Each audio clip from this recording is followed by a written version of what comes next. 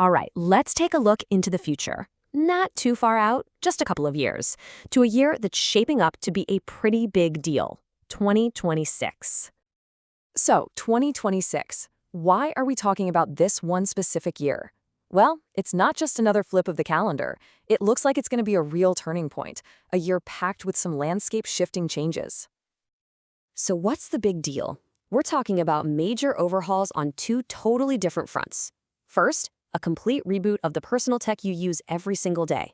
And second, a rewrite of the financial rulebook for one of the world's largest economies.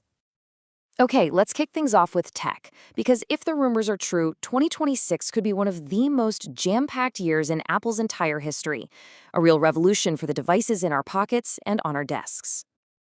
I mean, just look at the numbers. We're talking about more than 20 different product announcements. This isn't just some minor refresh. We're looking at a full-on technological blitz across Apple's entire lineup. So what's actually in this flood of new gadgets? Well, it looks like almost everything with an Apple logo on it is on the table for an update. Yep, from the iPhone you carry every day to the Mac on your desk, pretty much everything is getting an upgrade.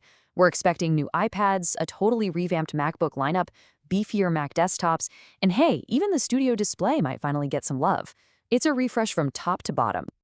You know, one of the things that really stands out is this rumored iPhone 17e. It seems like Apple is starting to blur the lines of it, bringing those fancy high-end features like the dynamic island and a super fast A19 chip down to a model that won't totally break the bank.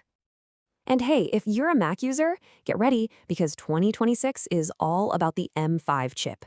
The whole lineup from the Superlight Air to the beastly Mac Studio is getting a massive power boost. There's even a whisper about a new, more affordable MacBook, which could be awesome for students. Okay, let's geek out on the chips for a second. The M5 family is getting a serious upgrade. But for the pros out there, the big news is PCIe 5.0 support in the M5 Pro and Max. So what does that even mean? Simply put, blazing fast storage. If you work with massive files, this is going to be a total game changer. But here's where things get really interesting. All this powerful new hardware, it's just one piece of the 2026 puzzle. While we're all getting hyped for new gadgets, an entire country is basically rebooting its financial software. Okay, so let's shift gears and head over to India. They're about to roll out a massive overhaul of their entire income tax system. And believe me, this is a huge economic reset that people will be watching all over the world. Now, this isn't happening overnight. It's been in the pipeline for a bit. The new act was announced back in July 2025, but the date you really need to circle on your calendar is April 1st, 2026. That's D-Day, when all these new rules officially kick in. So you might be asking, why go through all this trouble? Well, the official goal is pretty straightforward. They want a tax system that's simpler, fairer, and leads to fewer legal headaches. It's all about making things more stable and clear for everyone. Okay, but what does this actually mean for the people and businesses on the ground? Let's break down the key changes you need to know about if you're a taxpayer in India or if you do business there. What's really interesting here is what's not changing. The basic income tax slabs, they're staying the same, which is good news for stability. The big changes are happening under the hood, streamlining compliance rules, clarifying how share buybacks are taxed, and adjusting the rules for tax collected at source. Let's zoom in on one of those changes, share buybacks. From 2026, they'll be taxed as capital gains. The whole point here is to make things consistent, right? Treating this kind of income the same way as other stock market gains. It's really about closing loopholes and making the tax code cleaner. And to make this whole transition a little smoother, the government is offering a pretty cool one-time deal. It's a disclosure scheme for groups like small taxpayers, students, and even non-resident Indians. It basically gives them a simple way to fix any past mistakes on their taxes with immunity for a flat fee. Pretty smart way to get everyone on the same page. So here we are, two massive, seemingly unrelated changes happening in the very same year.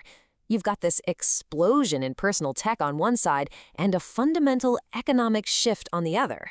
But when you step back, you see they're both about the same thing, a major push towards simplicity and power. On the one hand, the tools we use to live, work, and create are getting insanely fast and more powerful than ever before. And on the other hand, the giant, complicated systems that run our economies are being re-engineered from the ground up, to be simpler, more stable, and easier for everyone to understand. So that leaves us with the big question for 2026, doesn't it? When our technology is getting more powerful and our economic rules are getting simpler, what happens next? As we strip away the complexity from our tools and our systems, what new kinds of opportunities and maybe even new challenges are we about to unlock?